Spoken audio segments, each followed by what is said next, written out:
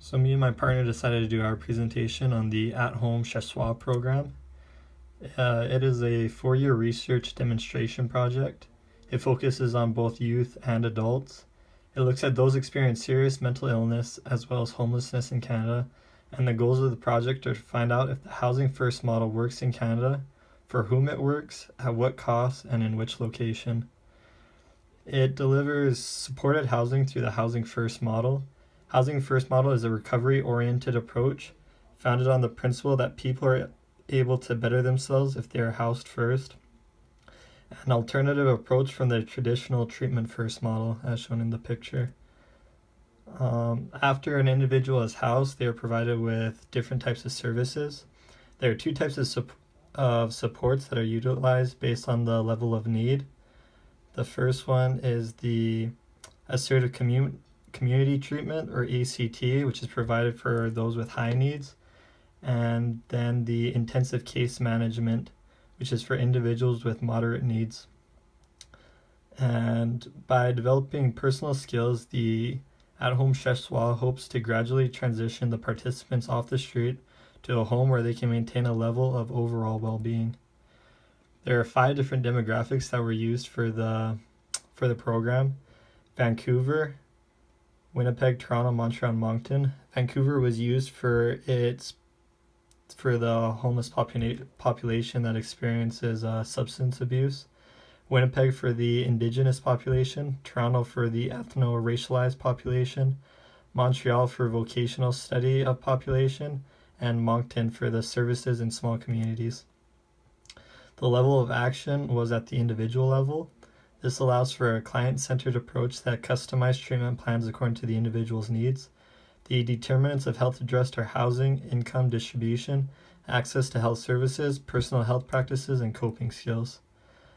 Using the Ottawa Charter for Health Promotion Model, the at-home Chez acted upon 3 of the 5 comprehensive action strategies: community action, building healthy public policy, and developing personal skills. The study was done to show that the at-home Chez was an effective way of handling the homeless population in Canada. Size of the group was 2,148 participants and 1,158 received housing.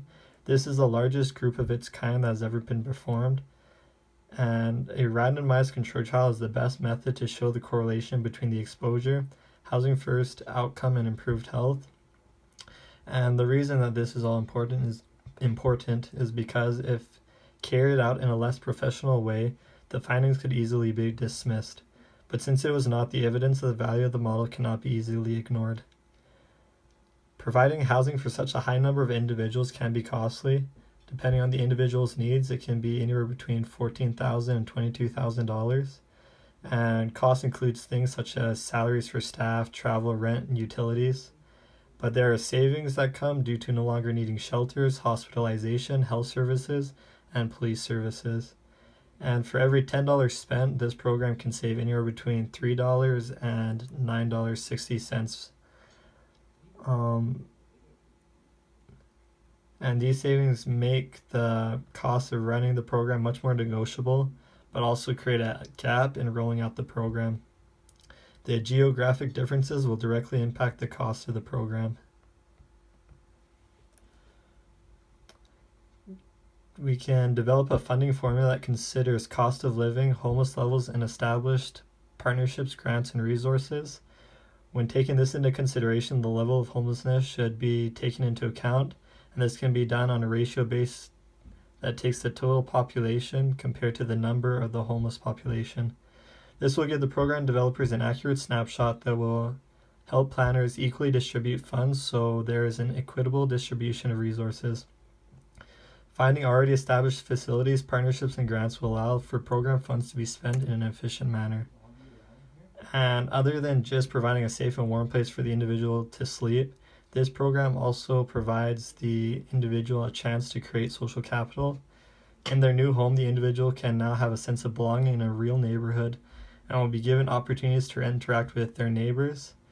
And this is something that just cannot be provided as an effective manner while living on the street. And having high social capital is beneficial because it creates better health, the individual is less prone to violent crime and more tolerant, among other things. We could incorporate a community resource center that can serve as a setting for support groups and daily activities that will help individuals transition off the street, and this can also help create the social capital. Deinstitutionalization of mental health services occurred in the 1980s. The plan was to reduce the amount of people within psychiatric hospitals and also reduce the amount of time that those with mental illnesses stayed in hospitals. The thinking behind this was that it would be more beneficial for the patient's health if they were being incorporated into society, as opposed to being in hospitals for weeks on end, only interacting with doctors and others with mental illness. But due to poor planning and inadequate rehabilitation services, many unforeseen consequences came up, including homelessness and pushing the mentally ill into the criminal justice system. The at-home Chez program can be seen as a response to this deinstitutionalization and is a more empathetic approach to rehabilitation. And there's no denying the effectiveness of this program when compared to the treatment as usual. The treatment as usual is not as effective due to it being a step program, and different step programs such as the trans-theoretical model of change has shown the difficulty it is to gauge whether a person is ready to move on to the next step, and it is easy to regress in stages. The proof in the superiority of this program is in the fact that after a 1-year follow-up, 73% of those in at-home Chez were residing in stable housing compared to only 31% for treatment as usual. A challenge of the program is finding housing for the individual. There's a scarcity in affordable housing in any city you go to, and the individual might wait for up to 5 months to be located into a home. Throughout the study, there was also problems that arose concerning the partnership with landlords. The majority of the landlords of the properties were